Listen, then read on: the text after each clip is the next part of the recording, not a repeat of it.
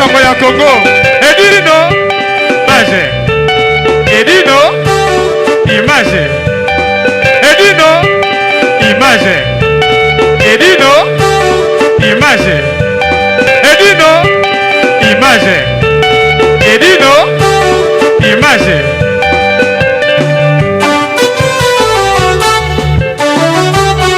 Ouais.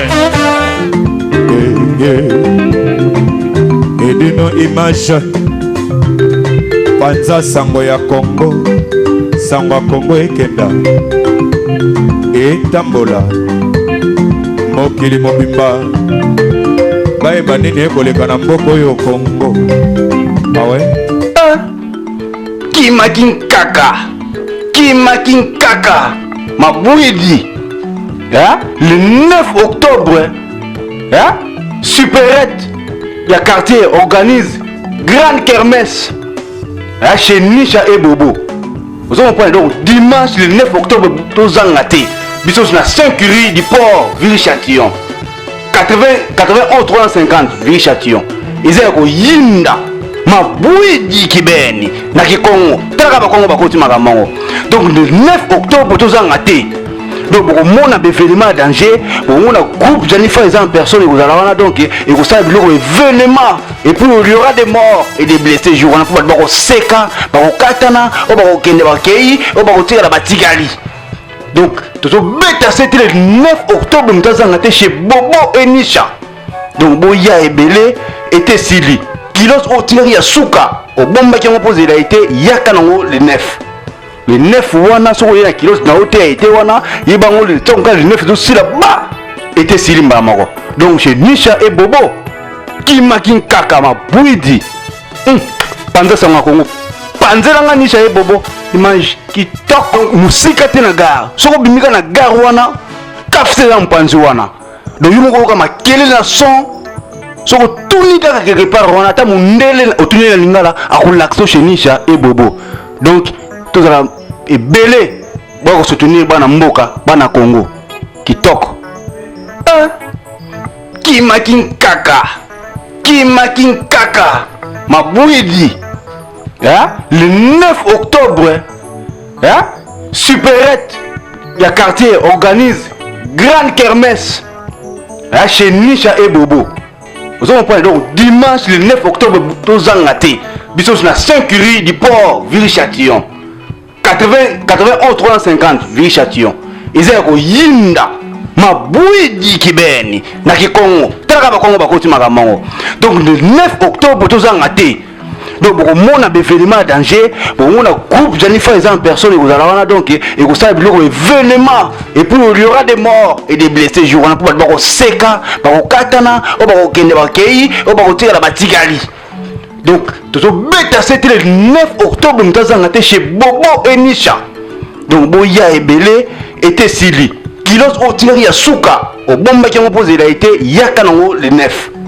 Le 9 wana, so ya kilos na hôtel a été wana, yibango le tonga le 9 aussi là-bas, était Sili Mbamako. Donc, chez Nisha et Bobo, Kimakin Kaka, ma bouidi. Pendant ça, on a Congo. Panzela nga Nisha et Bobo image qui tok musika tena gar soko bimika na gar wana kafse na mpanzi wana donc yumo ko kama kele na son soko tuni kaka quelque part wana ta mundele otuni na lingala akulakso chez Nisha et Bobo. Donc tout ça est belé pour soutenir bana mboka bana Congo kitoko.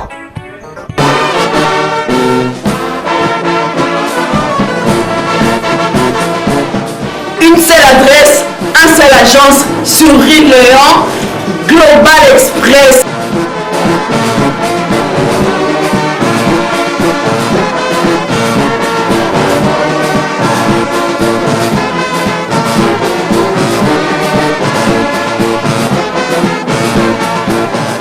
Kinshasa Rwanda, je les ai moko.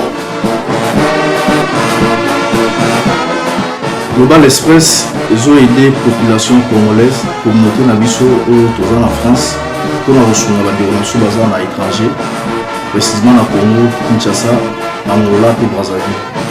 Tous en toujours dans la colis, tous en la fret par conteneur, les fret maritimes, dans les fret aériennes et tout dans l'avion. totinda mpe bapetit poli express oyo esalaka 2 jours esuki kaka wana te toa mpe na service funéraire au cas où ozwi problème ya décès oezite te oyo komona biso ofuti awa na poto tosalimaka nyonso makini na ndenge ya biso bato ya poto oleki na agence ozwi dvd na yo omoni ndenge prestation elekaki na kini selon goût na yo catalogue ezali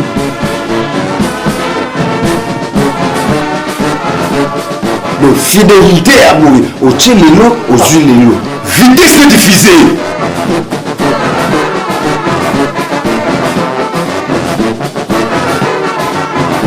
Global Express soki bato bapesi nga confiance na Paris awa na Château Rouge donc c'est que mosala ezali biso na kati ya global donc confiance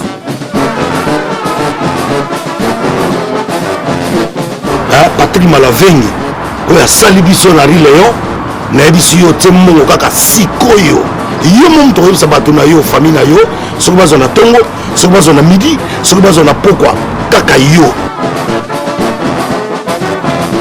Global Express accueil rapidité sérieux confiance bakolelaka na bango te mpo asi eleka. Global Express 16 ans d'expérience. L'expérience compte aussi. Prix na biso bomoni ailleurs na ba concurrent na biso baza plus moins que biso pour rembourser nos différences fois deux. Côté à la commentaire exact. Global Express bakote le massa.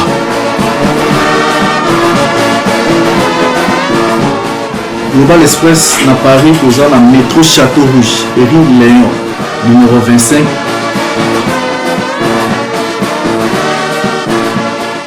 La aire d'ouverture n'a chose à de lundi à samedi, de 9h30 à 19h30.